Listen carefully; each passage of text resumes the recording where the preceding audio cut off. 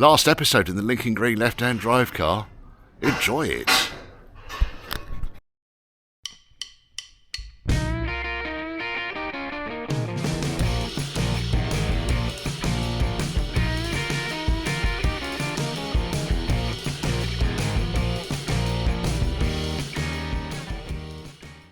And before we do, while Wayne suddenly decided to start shifting a load of scaffold poles around, can you check your subscribe?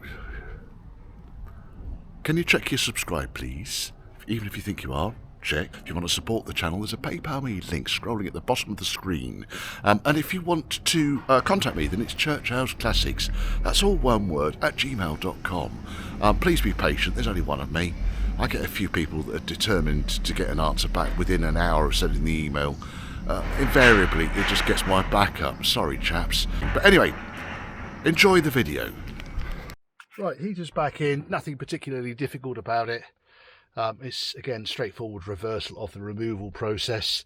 I find it easier to put the two top bolts in on the heater unit on each side and then wiggle the bottom bolts in. Obviously, make sure that you get the top of the heater underneath that metal rail there. And be sure that you are not going to trap the matrix hoses, matrix pipes. I made a mental note to reroute the wiring that went through the back of the heater.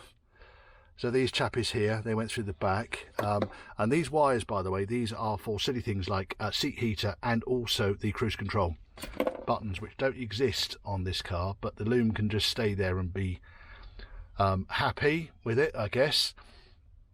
Because that one over there, that's a seat heater too. So I've reconnected all the wires. Now, I'm going to sit on the seat in here for a second. So ignition on.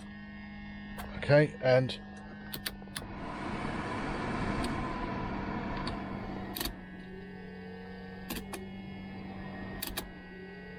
aircon fans kicking in. The buzzing is the ABS. The fan is working just fine. So let's put the ABS pump out of its misery. I'm going to have to find a better way of insulating that. There's no air in it, and it primes pretty quick, but it just makes a lot of noise on the inner wing.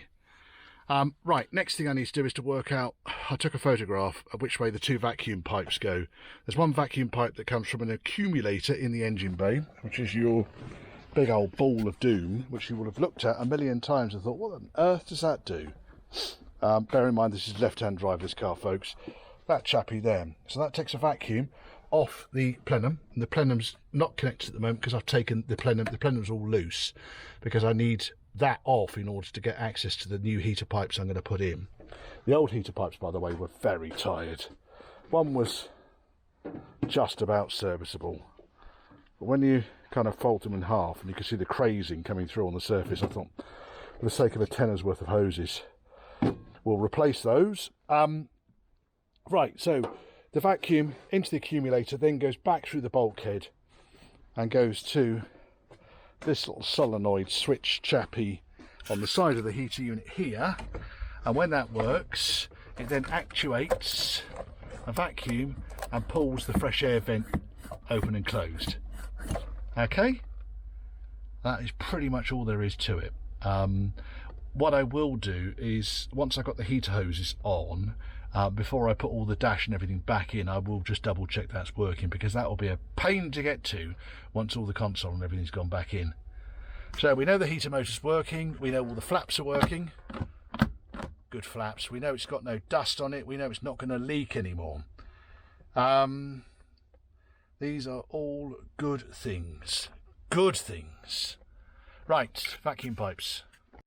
Right, so just referring back to my photographs and for completeness, the actuator up here, the pipe goes onto the T-piece there. Of course, I'm working one-handed, cack-handed, so that one wants to go onto there. This is a very small vacuum pipe, this, but it does go on. A bit of WD-40 would probably help that. And then there should be another vacuum pipe which is down there. This is the one that comes from the engine bay. So I will just then route this onto the top of the actuator, and then I'm going to go and put the heater hoses back in, because it's outside, and inside here is about 1,000 degrees today. Not that I'm complaining. I am not complaining about how warm it is today. It is beautiful. and then we'll be getting a blackout, and then someone will be moaning about it being something to do with something that humankind is doing. Yes, being stupid, etc. Right, now there's new hoses down here. Look at that. 2 new hoses, and these are for the EFI. So we've got a BTR 217 and a BTR 216. So these 2 chappies can go on. Yeah, it's a jump forwards, folks. Too warm today to be filming, but it's easy enough to put these things back on again. The only gotcha I've got is when you put the plenum cover on, you kind of need to aim for the rearmost trumpets and wiggle the plenum from side to side and this way to that way, and it goes over the rearmost trumpets and underneath the lip on the edge of the bonnet, on the edge of the deck panel, I should say. And then, of course, it all just drops in. Smear a seam sealer around the edge of the plenum where it joins onto the trumpet base. Make sure it's nice and tight. Reconnect all the pipes. There you go. And yeah, we're away. Just need to put some antifreeze in this, and I can get started up. Is it running? Right. Okay. Engine's running. I'm just going to operate the control down here for the solenoid, and hopefully you can see in here.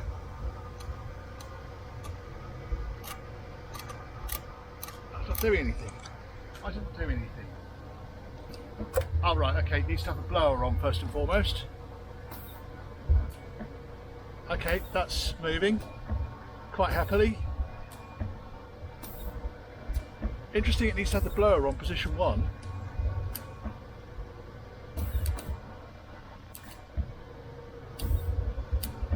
Okay, it works. Right, I need to top up the cooling system now, and then we can put the rest of this dash back together again. And I want to pressurise the system and just double check that that matrix is actually bloody working right. So I have had it running for a couple of minutes, and still need to sort out this fast base idle. Still not working properly. Bloody thing. And we're back in the sunshine again. Right, so new camera, as you may have realised. There it is. There's me. Need a shave, Richard. You scruffy bastard. And I was putting the dash back in this yesterday, and then we had the most biblical hailstorm. It was horrific. I'll be honest. It wasn't horrific. It was really, really, really loud. In my tin roof, it got way over 100 and, well, the peak I registered was 108 decibels in the back of my workshop. Oh look, contrails. Don't often see those these days. Sorry, Stiffy. It was so loud I popped my eardrums again. Now the water line, you can see the tide mark on the sheet of steel over here. The tide mark was up to the first line of kind of rusty holes there. So I suspect, I'm not going to go over there at the moment because it's too deep still, but I suspect that my shed is flooded, and the water line came right the way up to here. It might have videoed, it might not have done, I don't know. Anyway, that aside, I'm putting the dash back in here. Now, this is a different dash top which I've restored. The original dash top, it was just too heat damaged, and it was very susceptible to any form of fingernails or anything. So opted to change that out. So we've now got a nice new dash top in there. That's been fitted. The aircon and everything's gone back in. Now the only real gotchas we've got on this are leave the dash top loose. So put that in. Put the screws in over there, leave the dash top loose, put the aircon unit in, adjust the dash top to match the edge of the aircon unit. And that's the easiest way to get that in. Now I'm more or less ready for the centre console, then I can put the piece of wood back in. The other thing that's quite useful is a tool like that. So either the plastic end or with a spatula end. I've got that one, and I've also got this one. These are quite hard plastic. Now you can get these from various locations. I bought these off the Mac Man, so these are Mac Tools devices, and I found these to be much more resilient than the kind of the ones that just dissolve. The trick here is to get the rubber lip on the windscreen on the top of the dash. Doesn't often happen. In fact, when I took the car apart, the rubber was pushed down against the bulkhead, and it finishes off the front end nicer. And I've just noticed, look, the wooden trim's hanging off here, so we might need to find a way of sticking that back on. It's going to be a double-sided tab, I think. Right, but in the meantime, we're getting distracted, Richard. Let's get the rest of this dash back in and back together. Yeah, I think no real gotchas here. I think once the aircon unit is back in on its mountings. Oh yeah, before you put the aircon unit in, make sure you've got the flexi hoses connected at the top end up here and over there, because you won't get access to them otherwise. They will not reach.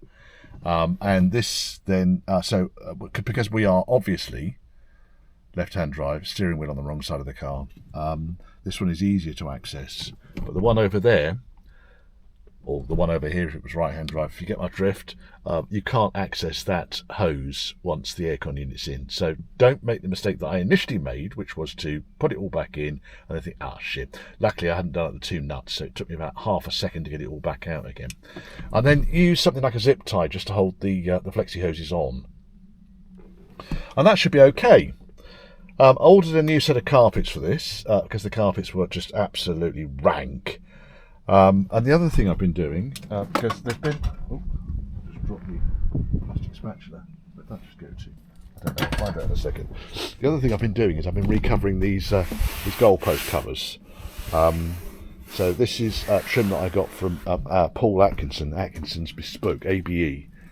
And this one's not fixed on yet, but I've literally just covered it, popped it into place when I knew that we were going to get a bit of rain yesterday. And that can be fixed on. Now on these later cars, you've still got the 3 holes on the inside of the goalpost cover, but on the inside of here, rather than the strip with the threads, which make getting these on and off quite difficult, we've got this slightly different style of fixing. So door, oh look, disco doors open as well. Got to paint the wheels on that. Yeah, more evidence of my storm yesterday. It was good. Right, so you have these 2 fixings. So there was one missing. The bottle of port, by the way, is a gift from Wayne over there. I'm not on the booze yet. I did a job for him. He gave me a bottle of port, so that can go over there. I don't drink on the job, folks. I drink after the job. Yeah, so these 2 fixings, they just slot in to that gap, and there was one missing, so I made another one up. That can go in, and then it can go back together. Right, in the meantime though, as I've said a couple of times now, I'm going to get this dash back together. The centre console, I wanted to kind of, when I was putting it in last time round, there was a few more bits of the plastic broke and so forth. They didn't have any glass fibre matting when I last went up to the local hardware store. They have now. So what I've done is I've chopped up one of my old filler spreaders, reinforced the back ends of the 2 mounting points, okay? And you see that one was completely disappeared on that side. That's hidden behind the aircon. I then glass fibred those into position. So that should go off in the next hour or so. Then I can try and fit this then, get it in. Because it goes in, but certainly on this side there was nothing really to hold it up against the bulkhead, and it wasn't good enough for Richard, so it wasn't good enough for the customer.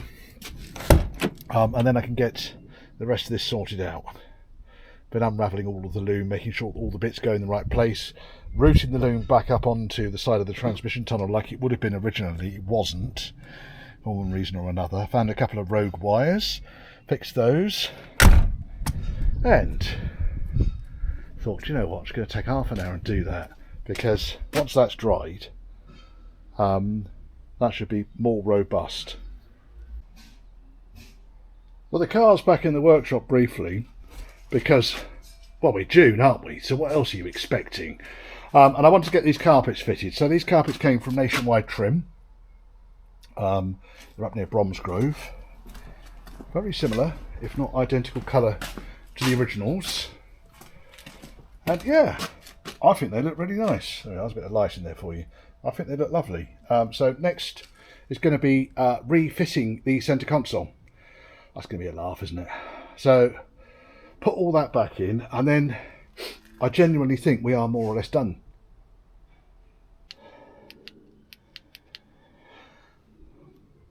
Oh, must have left my torch on. Battery's gone flat. Right, okay. All the interior is going back in. Again, really pleased with the way the carpet is coming out. It needed a fair bit of trimming. It gives you way too much carpet, so don't think it's just a factory fit when it comes to the carpet. I had to trim it, make sure it all fitted in. Then I had to refit all of the centre console, which has all been apart before. Radio surround back in. Then I can put the gear stick and the high-low levers back in, and we're more or less done then. I'm doing that tomorrow morning though, because I've had enough. It's gone 6 o'clock, and I've probably spent about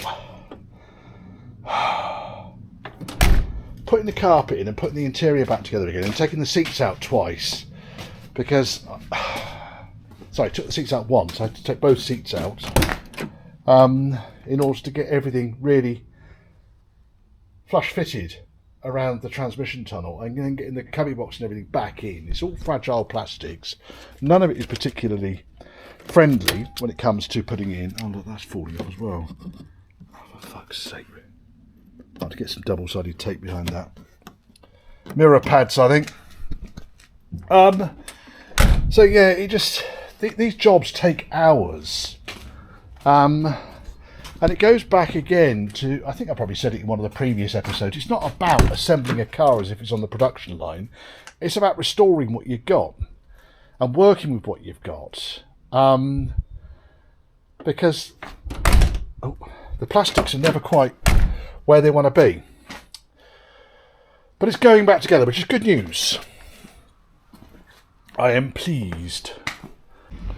Right, so where are we? We are done. I'm not going to do anything further with the engine. I've got it down to being something to do with the interface between the airflow meter, the stepper valve, and the EFI system.